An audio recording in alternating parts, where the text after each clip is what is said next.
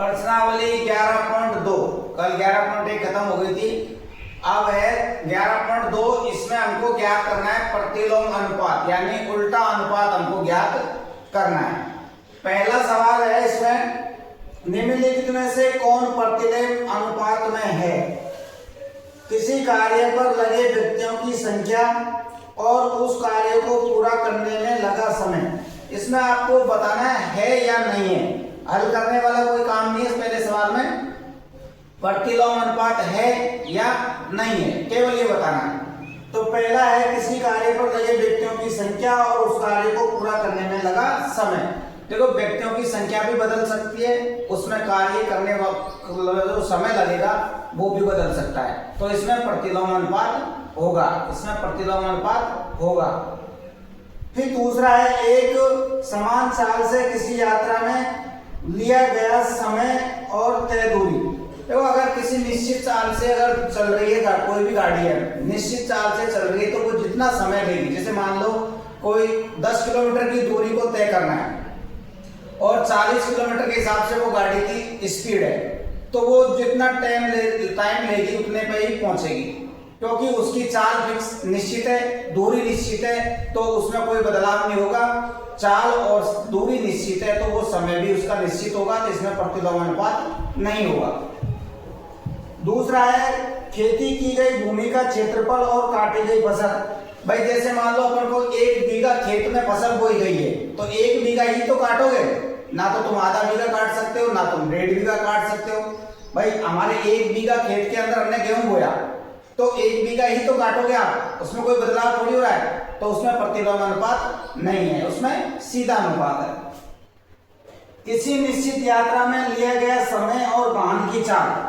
देखो, अगर कोई यात्रा कर रहे हैं, वाहन की चाल और समय दोनों में हम परिवर्तन कर सकते हैं। जैसे मान लो चाल हमने 40 किलोमीटर के हिसाब से चल रहे हैं, 1 किलोमीटर चलने के बाद हमने चाल को 60 किलोमीटर प्रति घंटा के हिसाब से कर दिया, तो 40 किलोमीटर के हिसाब से अगर हम जाएंगे तो समय ज्यादा लगेगा।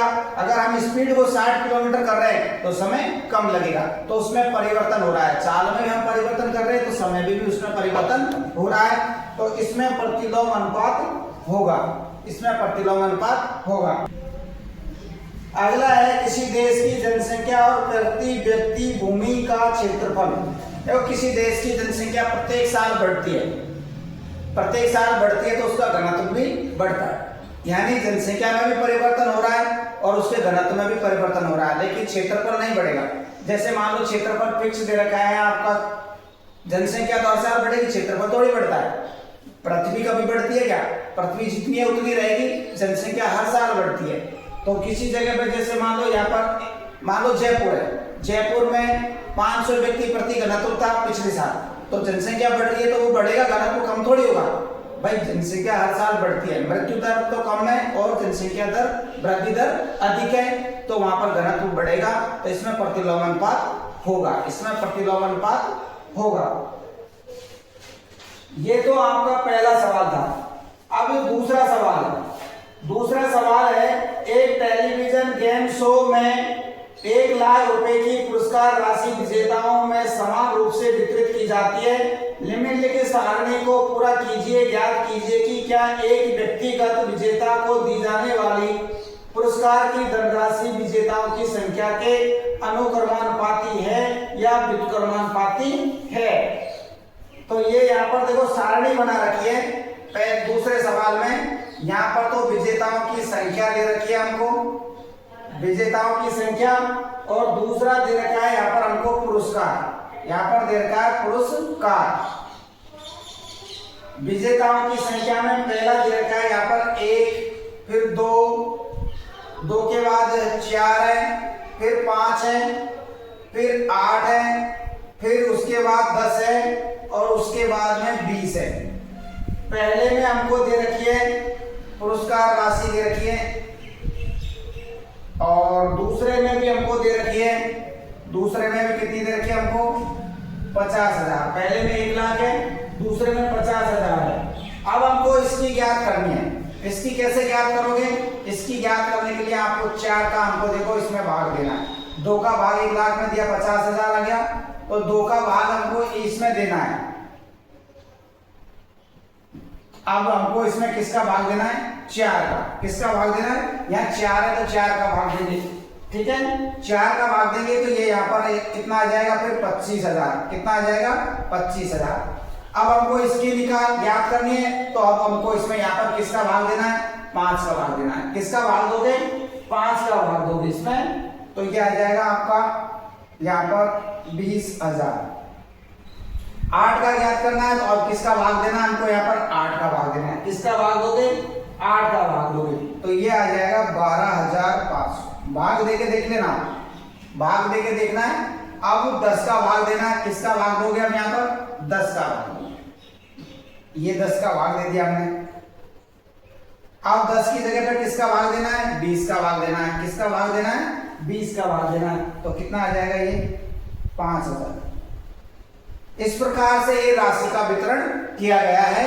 दूसरे सवाल में 1,00,000 रुपए की पुरस्कार राशि थी, उसको वितरण किया गया। ये दोनों आपको पहले से दिया हुआ है। इस सारणी को आपको पूरा करना था, यानी 1,00,000 में हमने 4 का भाग दिया 25 आ गया, फिर 1,00,000 में 5 का भाग दिया 20,000, फिर 1,00,000 में 8 का दिया 12,500, फिर 1,00,000 में 10 का दिया तो 10,000, फिर हमने 20 का भाग दिया तो 5,000।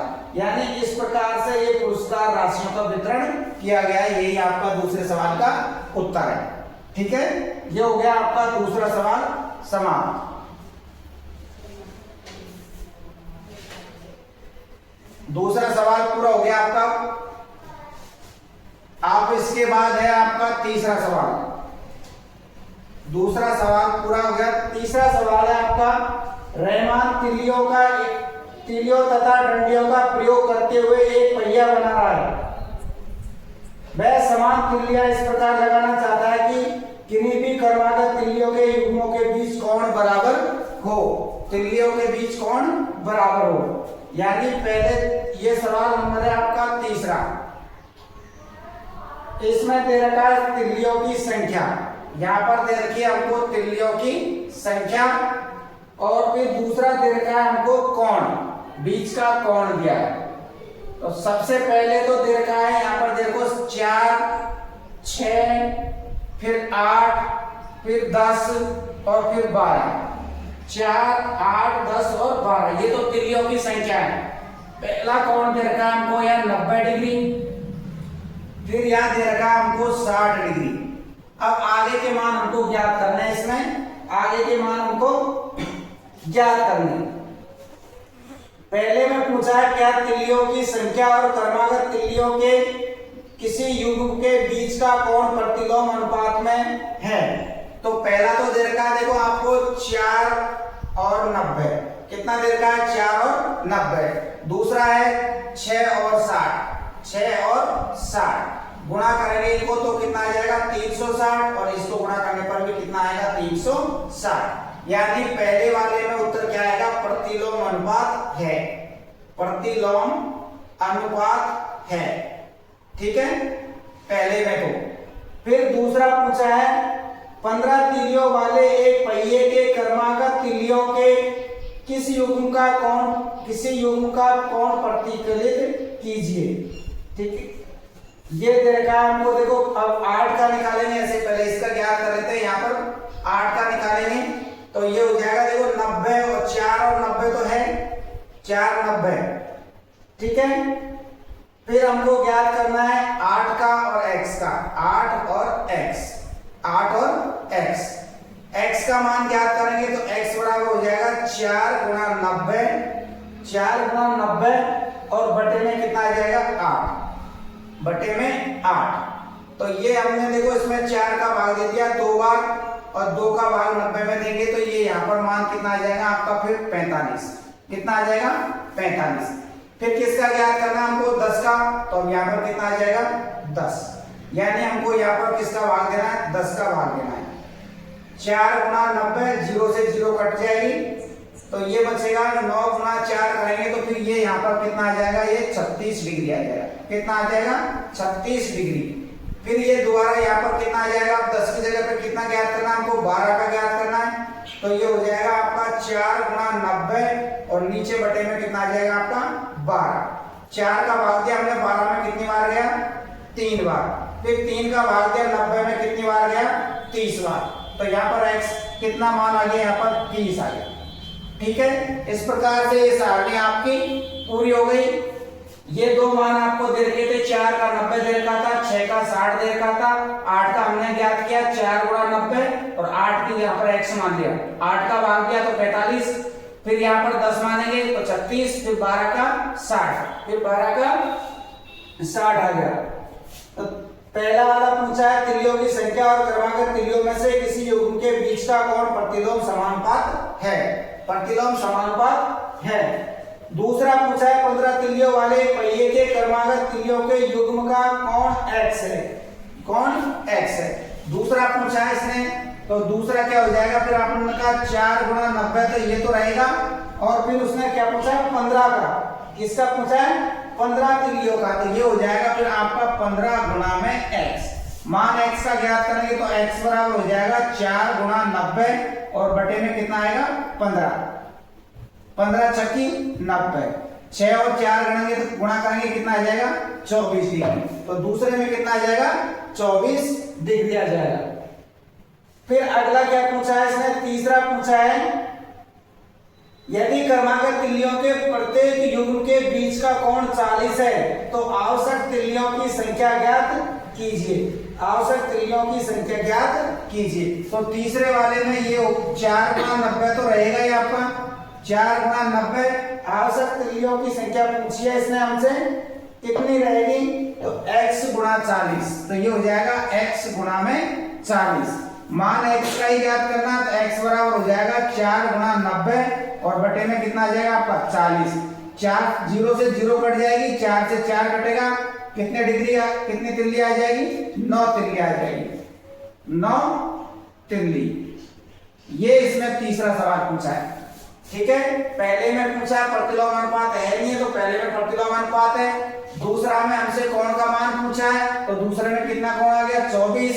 तीसरे में पूछा त्रिलों की संख्या, तो कितनी तिल्ली आ गई 9 आ गई। बीच का कोण पूछा है, इस प्रकार त्रिलों की संख्या 9 है, कितना आ गया 9। ये हो गया आपका तीसरा सवाल पूरा। अगला है चौथा सवाल, यदि किसी डिब्बे की मिठाइयों को 24 बच्चों में बांटा जाए तो बच्चों की संख्या कितनी हो गई 24, प्रत्येक बच्चे को 5 मिठाई मिलती है, तो मिठाई की संख्या हो जाएगी, मिठाई की संख्या कितनी हो गई 5, 24 बच्चों को बांटा जाता है तो कितनी मिठाई मिलती है 5। तो फिर यदि बच्चों की संख्या में 4 की कमी कर दी जाए, पहले बच्चे 24 थे, 4 कम कर दिए तो कितने बच्चे हो गए 20, तो 20 बच्चे होने पर उनको मिठाई कितनी मिलेगी, यानी इसमें प्रतिलोम अनुपात है, सीधा अनुपात नहीं है, प्रतिलोम अनुपात है। तो ये गुणा होगा आपका, तो ये हो जाएगा आपका 20 गुणा x, 20 गुणा x और बराबर में आएगा आपका 24 गुणा में 5, 24 गुणा में 5, x बराबर हो जाएगा आपका 24 गुणा 5 और बटे में कितना आ जाएगा 20, बटे में 20। 5 का भाग दे दिया हमने 20 में कितनी बार गया 4 बार, और 4 का भाग हम दे देंगे 24 में कितनी बार जाएगा 6 बार, तो कितना आ जाएगा 6। तो मिठाइयों की संख्या कितनी आ जाएगी 6। 24 बच्चे थे तो प्रत्येक बच्चे को मिठाई कितनी मिल रही थी 5, 4 बच्चों की कमी हो गई तो बच्चे कितने बच गए 20, तो अब 20 बच्चों के लिए हमने मिठाइयों की संख्या ज्ञात करी, कितनी आई 6। इसमें प्रतिलोम अनुपात है, वो पहले समानुपात में तो अपन सीधे अनुपात में तो यहाँ पर लिखते हैं, इधर समानुपात का चिन्ह लगा के इधर लिखते हैं, प्रतिलोम अनुपात में ऐसे आपको नीचे लिखना है 24, मिठाइयों की संख्या 5, बच्चों की संख्या 20, मिठाई की संख्या x। तो x का मान ज्ञात करना है, यानी 20 गुणा x और 24 गुणा में 5। x का मान ज्ञात करना था 24 गुणा 5 बटे में 20, 5 का भाग दे दिया 20 में 4 बार, 4 का भाग दिया हमने 24 में 6 बार, तो मिठाइयों की संख्या कितनी आ गई 6। ये हो गया चौथा सवाल। अगला सवाल है आपका पांचवा सवाल। पांचवा सवाल है, एक किसान की पशुशाला में 20 पशुओं के लिए, पशुओं की संख्या कितनी दे रखी है 20 पशुओं के लिए 6 दिन का खाना था, दिनों की संख्या कितनी है 6 भोजन है। यदि इस पशुशाला में 10 पशु और आ जाए, पहले 20 थे 10 पशु और आ जाएंगे तो 20 और 10 कितने हो जाएंगे 30, 20 और कितने हो गए 10, 30। तो अब कितने दिन वो चारा चलेगा वो हमको ज्ञात करना है। 10 और पशु आए थे तो 10 और 20 जोड़ दिए, कितने हो गए 30। पशुशाला एक किसान की, उसमें 20 जानवर है, ठीक है, उनके लिए 6 दिन का खाना है। अगर 10 पशु और आ जाते हैं तो 20 और 10 कितने हो गए 30। तो अब खान का जो चारा है वो कितने दिन चलेगा वो हमको ज्ञात करना है। यानी 20 तो 6 से गुणा होगा और 30 किससे गुणा होगा, x से। तो सबसे पहले x गुणा 30 लिख लेते हैं हम, बराबर में आप आएगा 20 गुणा में 6। मान हमको यहाँ पर x का ज्ञात करना है तो x बराबर हो जाएगा 20 गुणा में 6 और बटे में 30। तो ये 0 से तो 0 कट जाएगी, 6 का 3 का भाग देंगे, 6 में कितनी बार गया 2 बार, 2 को 2 से गुणा करेंगे कितना आ जाएगा 4 दिन। यानी पशुओं की संख्या 10 और बढ़ जाएगी तो वो चारा कितने दिन चलेगा, 4 दिन ही चलेगा। यही हमसे इसमें पूछा है कि अगर 10 पशु और आ जाते हैं तो उनका चारा है जो खाना है वो कितने दिन के लिए चलेगा।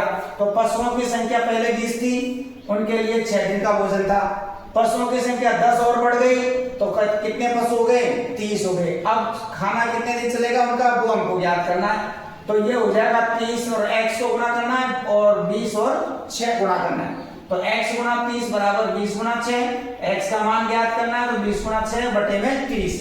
0 से 0 काट दी, 3 का भाग 6 में दे दिया, कितनी बार गया 2 बार, 2 को 2 से गुणा कर लिया, कितना आ गया 4 दिन। ये हो गया आपका 5वां सवाल। ये 5वां सवाल हो गया आपका पूर्ण।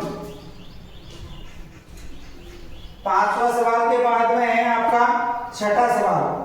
5वें के बाद में 6ठा सवाल है, एक ठेकेदार यह आकलन करता है कि जमींदार के घर में पुनः तार लगाने का कार्य 3 व्यक्ति। तो सबसे पहले तो यहां लिख लेते हैं हम दिनों की संख्या, दिनों की संख्या, दिनों की संख्या लिख ली। फिर नीचे लिखेंगे हम व्यक्तियों की संख्या, व्यक्तियों की संख्या।